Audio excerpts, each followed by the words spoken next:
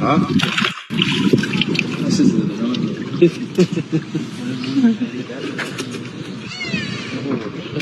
is probably my favorite. Wolfish. Yeah, it's beautiful, eh?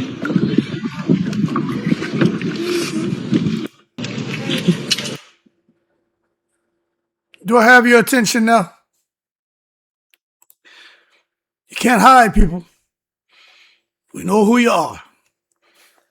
That was Joseph Parker, former heavyweight champion, eating fish, the real sushi. That man destroyed that fish, right? Can't hide behind no fake profiles, man, when you want to eat fish like that.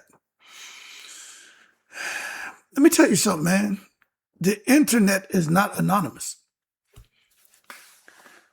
People need to understand that if you're going to be making online threats to people, to women, men, to children, under these fake profiles, these burner accounts, let me explain something to y'all. There's real consequences because it's really easy to find out who it is. The internet is not as anonymous as you think. You know, many people have these burner accounts, these fake profiles, and they think it protects them from consequences online. It does not. But what happens when you start threatening people, harassing people? One thing to come and troll. You could tell who's doing the trolling. When you start threatening, harassing, stalking, trying to intimidate, well, you cross the line into criminal behavior. And this isn't my opinion. So can police identify somebody hiding behind an account? What if the target is a child? What if a celebrity, athlete, a public figure is involved? I think we need to do a little deep dive and examine the legal, psychological, and real-world consequences of online threats and why the internet is far less anonymous than people may think, because you just may frick around and find out. Little FAFO all up in your mouth, all up in your mouth. Now, there's a real big myth that, hey, I'm anonymous online. Nobody knows it's me. Sure, kid. Let me tell you something. You out here online thinking nobody can figure out who you are? Yeah, keep thinking that. Many people believe that because they use fake names, fake profile photos, VPNs, burner email address, alternate accounts, they can't be identified. In reality, let me just be real with you. Investigators may be able to obtain information through platform records, login histories, IP addresses, device information, email account records, phone number records, payment records if connected. A fake profile does not automatically mean a person cannot be identified.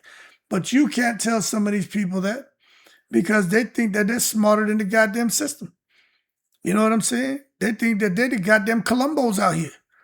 And they ain't nothing but a bunch of foghorn leghorns out here harassing people because you don't like what they say.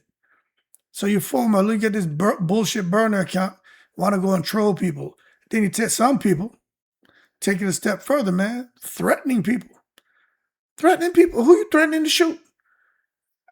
A teenager? You out here trying to scare little young teenagers, adolescents who don't know nothing about confrontation. Now, what counts as harassment, right? Harassment generally involves repeated unwanted conduct directed at someone. Examples can include repeated threatening messages, repeated intimidation, repeated unwanted contact, stalking behavior, publishing private information, and create numerous accounts to continue contact. There are a lot of people who do that stupid shit online. And the comments coming. The thing, we got to be able to discern between the two, right? Rude comment is not illegal. Somebody talking shit is not illegal. But patterns of conduct can become much more serious. This is where people get in trouble. When they continually run their fucking mouths online or you're going out here threatening people and saying you want to do something to them and they should watch their back or someone's going to do this to you, well, now you start having some serious problems. Okay? Now you start having serious problems. Now, if you want to avert that, you should probably stop. But if you've been doing it for a while and people are starting to investigate your ass, well, you up shit creek with no paddle. Nothing can help you. But what counts as a threat? Now, there is a certain individual out here where there's people out here talking and saying to certain individual, maybe out here harassing people, threatening children, talking about people with switches and coming and shooting up and all kind of shit, right? Now, let me tell you this. That's all bad. But I like to try to understand what counts as a threat. Now, generally speaking, authorities take threats more seriously when they involve statements suggesting physical harm. That's a problem. You get somebody come to your front door for that shit. Death, shooting, switches, all that. They will come to your door for that. They will find out who your ass is, and they will come to your door and arrest you. Assaulting someone. You're threatening to assault someone repeatedly. They will come to your door and arrest your ass. They find out it's you, because they can find you. You leave a footprint out here, this damn cyber world. It's not hard to find out who it is. You're talking about kidnapping or property destruction. You see, context matters. You know what I mean? Context matters. And when it comes to these people who are doing the investigating, they often like to examine the exact language used, right? They're going to look at that. They ain't just going to come out there and go after somebody who's just a fucking idiot. You know what I mean? But they're going to look at the language used, the history between the parties, whether the threat appears credible, and whether there's evidence of planning. Because now you got a terrorist. And that's all bad. And let me tell you this. Someone could go to jail. They could go to the joint. Potentially, yes. They could be up and away. Right up there in the goddamn joint. And ain't gonna be nothing funny about that shit. Let me tell you something. It depends on the jurisdiction and the facts involved. Now, everyone knows what I'm talking about. I'll leave it as that. But it depends on the jurisdiction, the facts involved. Some of the consequences may include criminal charges, probation, protective orders, fines, community supervision, jail time, prison time in severe cases. If you're threatening to somebody who switches, come out and shoot somebody up, especially a child, your ass is up shit creek. Especially if you're a well-known individual. That's all bad. That's all bad, because you would think, especially if this is something being said to a child, they would think that you have the capabilities to do these things. Especially when your whole thing is all about, violence. And you've shown that out in public, you can and will assault somebody. So I just think when you take that into consideration, it's just all bad for whoever's doing it. So they better fucking apologize with the quickness, or just pray the people don't decide to press forward to put something all up in your mouth, a lawsuit, charges, whatever, because it can get ugly, get nasty real quick. But at the end of the day, the outcome depends heavily on the local laws, criminal history, severity of conduct, and the evidence available. Now, for someone who's being threatened, the number one thing they tell you, man, preserve the evidence. Don't delete any messages. Save them, screenshot everything, videos, whatever it is, emails, texts, usernames, dates, and times. Now what you create now is a paper trail. You know what I'm saying? Create yourself a paper trail. Report the conduct to the platforms, because most platforms allow reporting when it comes to threats, harassment, impersonation, stalking. And contact law enforcement, particularly when violence is threatened. All right, to law enforcement. They'll take it from there, especially somebody talking about coming up with switches and shooting and all that. They ain't gonna laugh at, they ain't gonna scoff at that shit. Okay? Children are involved, got to report it. You got to report it. Stalking is occurring or safety concerns exist or you feel that way based on a threat someone made, you got to report that shit. So the documentation becomes extremely important. Now, I'm going to tell you this. Why would some idiot out here target a child? Because you don't like what the mother or father said about you? So you want to get back at them so bad that you target the child? You see, this is where the situation becomes way more serious. Way more serious.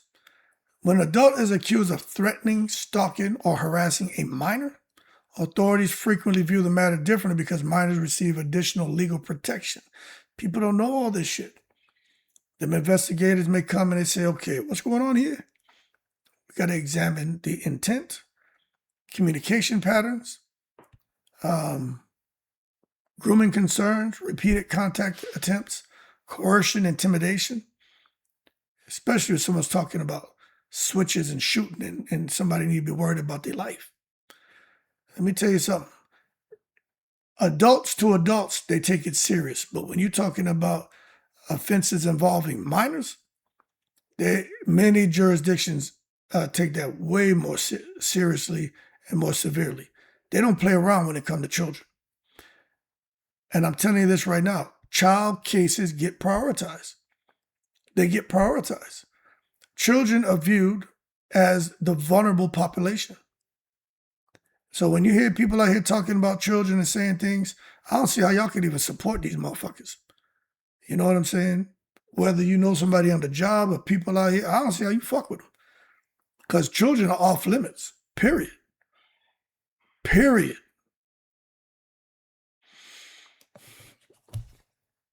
They're viewed as that vulnerable population.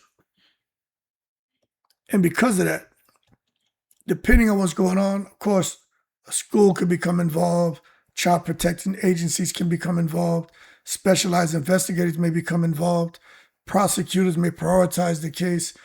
This is one reason why parents are encouraged to document everything, especially if there's some kind of harassment taking place online with somebody going at your child and saying different things, especially to make a child worry about their safety and well-being. Now, this is where it gets interesting. You know, what if it's a celebrity or a professional athlete? The law generally applies the exact same way. You ain't above the law. You're not beneath the law. You know what I mean? You get treated just like everybody else. Being famous doesn't create immunity. And being dumb makes you very vulnerable because you thought you could outsmart the goddamn system with a stupid burner account, fake profile. And I'm going to tell you this right now. Public figures often face additional consequences. You understand? You this famous person. Your consequences aren't going to be the same as Willie from the goddamn juke joint. Sponsorship issues. If you had anybody looking at you, your ass is out of there. Okay? And if you were hoping to get back in the good graces of different companies as far as, getting them to see you as someone they may want to invest in, they definitely are out of there. They already don't like controversy, especially when you're messing with children. You will never, ever, ever have an opportunity to make money from no damn sponsorship deal. Simple, man. They'll never come back around and say, well, hey, it's been 3 years, 5 years, 10 years. No, they dead you right there. Children are off limits, man. And then the next big thing is if they can prove that with these athletic commissions, especially like in boxing, they look at that conduct, man, and they will revoke your license. They examine the evidence, do an investigation, and determine whether that you keep your license or not. And they'll revoke your license, and probably every state will revoke your license if it's proven that you were out here making terroristic threats to a juvenile. And more than likely, your ass will go to jail, whether it's a short period of time or extended stay. You'll be there. The Holiday Inn is one thing. I guess you like vacations. You get your ass a vacation, won't you? And whatever titles and shit you have, that shit'll be out of here. And one thing's for sure, that reputational damage, you can never recover from that at all. You know what I'm saying? So the public relations fallout can be significant. And as far as contract issues, who's your promoter and who, and these networks and who's getting the money and what's going to happen, it's over, man. It's all over. Your life, your career is over. You ain't coming back. You ain't coming back into whatever sport it is or whatever you're doing. If they can prove you would sit there harassing and threatening a child. Let me tell you something, man. These legal consequences depend on the evidence and applicable laws, not only celebrity status. So it's serious shit. But why do people hide behind fake accounts? I don't have a burner account. I don't. But then again, y'all know, I'm from the old school. I'm international, baby. I don't be on the internet like that. Who has that much time on their hands to create these fake fucking accounts? Like, I don't understand that bullshit. I guess I guess people who do that live on the internet. You know, I don't, man. I've been out all day. I just come and doing videos. That's why y'all see since school been out with my sons, y'all see I ain't really dropping no videos till I come out here at night. And that's because I spend all day with them and they're cool. They're like, hey, Pops, go ahead and do your thing. You know what I'm saying? I don't see how people can just be on here all day just living on the internet. But hey, to each his own. I'm not knocking. I'm just saying I can't do that. My mind I'm always out here doing something. I find things to do to be productive. You know what I'm saying? But that shit can get people in trouble because they want to hide behind these fake accounts, man. And psychologists and researchers have identified several common reasons. People do that out of fear. Some people are afraid to say things openly, and most of the time because they're talking shit. Desire for attention. You know, they're afraid. They don't want to say things openly, but they still get a kind of, I would call it like safe attention. Or some people get the negative attention, but no one knows who they are. But it's still attention. So they get a sense of validation, like, oh, I'm important. I'm being acknowledged. It's goddamn widows, all that is. And then there's power and control. Anonymous accounts can create a false sense of power. Most of these people that are out here behind these anonymous accounts, they don't want to be seen because they fucking chickens. They're afraid.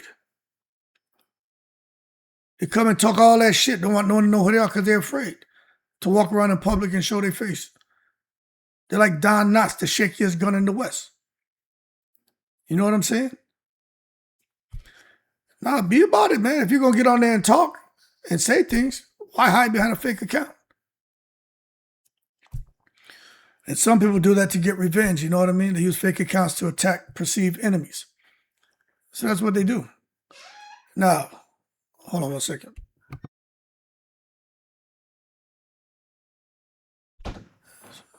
One of my little champs right there.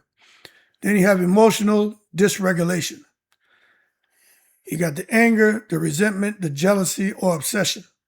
Those things can lead to people to behave differently online than they would face-to-face.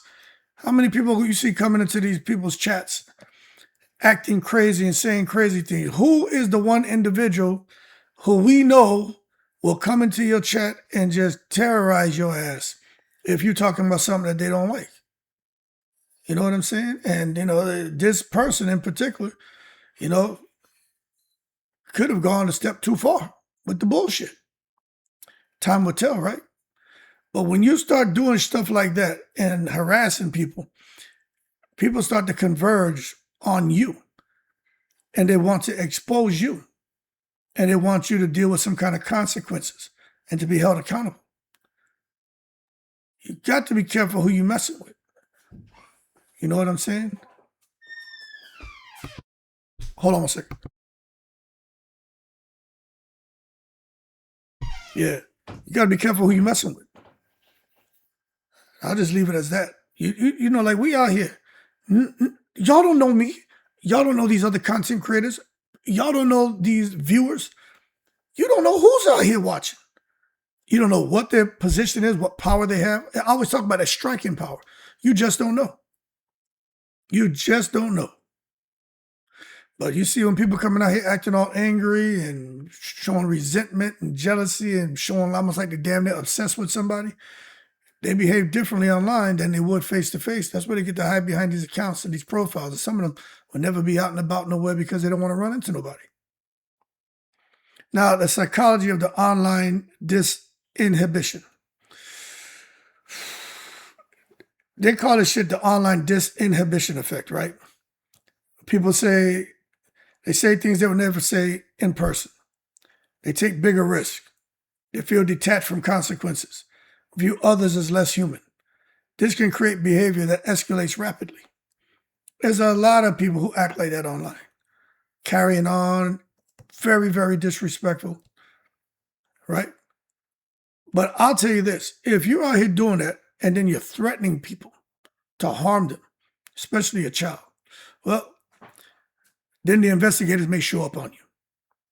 Fake profile, real consequences. They know it's you. They can easily figure out who it is. If they can go out there and find somebody in Africa or India who done scam somebody out of their crypto or their retirement accounts, if they can sit there and track that money trail and get there all the way back to some call center and go over there and bust the call center, you think they can't find some bozo who just has a fake YouTube profile? You think they can't find your ass down there in the goddamn basement of your mom and pop's house, but you still write your name on the orange juice? They can easily find you. But I tell you what, when them investigators get involved, they're probably going to want to interview witnesses. They're probably going to want to review screenshots, obtain platform records through legal processes, examine devices if authorized by law. The biggest mistake people often make is assuming deletion removes all evidence. That's not how that works. In many cases, information still exists elsewhere. So you can delete it all you want. It ain't going nowhere. It's there, and they know how to find it. So I just think the bigger lesson here for the bozos who are out here doing this bull crap is the internet has created a dangerous illusion. I can say whatever I want and nothing will happen. And that's how, some of these people feel. Say what they want and nothing will happen. But sometimes that illusion collapses very quickly. Whether you're a private citizen, a content creator, an athlete, a celebrity, the same principle applies. Every message creates a record, every threat creates a risk, and every action creates consequences. So I want to see what happens. And if the conversations that are taking place and the stuff people are sharing with me, the rumors I'm hearing, that people are looking to expose whoever it was out here threatening a child, yeah, I want to see if they push for that and see what if they see it through and see what they can expose. Because I tell you what, man, you talking about shit hitting the fan. If they can prove something like that, shit is gonna hit the fan. It ain't gonna be nothing sweet about it. Y'all keep cool. I'm in the breeze.